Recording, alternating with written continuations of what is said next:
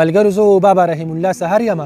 یو ځل زه بیا د خپلو ملګرو ته یو نوې تازه کلام مې راوړی دی، خو دې ته ملګرو لږه توجه غواړم، لږ په توجه سره یې واورئ. یو انسان د خاورو جوړو خو سپونه ورته ټیټ شو، د چا لویه مرتبه وه چې سرونه ورته ټیټ شو. څوک په نیمه شپه کې راغی چې جانان بیایي جانان له، د اسمان نه ورته راغلل براقونه ورته ټیټ شو. که د یوسف د حسن زورو د ټول مصر په دې ښار کې، څوک ښایسته هم داسې شته چې قامتونه ورته ټیټ شو. څوک مین وي خو په خوړو په لختي اوړېدی نشي، د چا عشق داسې و چې دریابونه ورته ټیټ شو. څوک مین وي خو په خوړو په لختي اوړېدی نشي، د چا عشق داسې و چې دریابونه ورته ټیټ شو.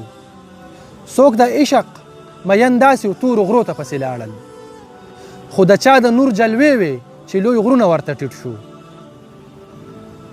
څوک وړوکې غوندې غار کې د جولا جالې بانه شو، دا د چا د عشق ثبوت و نظرونه ورته ټیټ شو.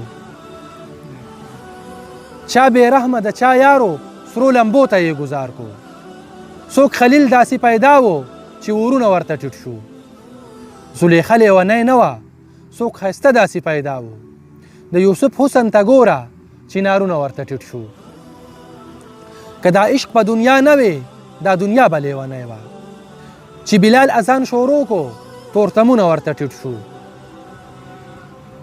څوک یوه شپه کې تر اسمانه عقل سم ورته حیران شي، څوک یوه شپه کې تر اسمانه عقل سم ورته حیران شي.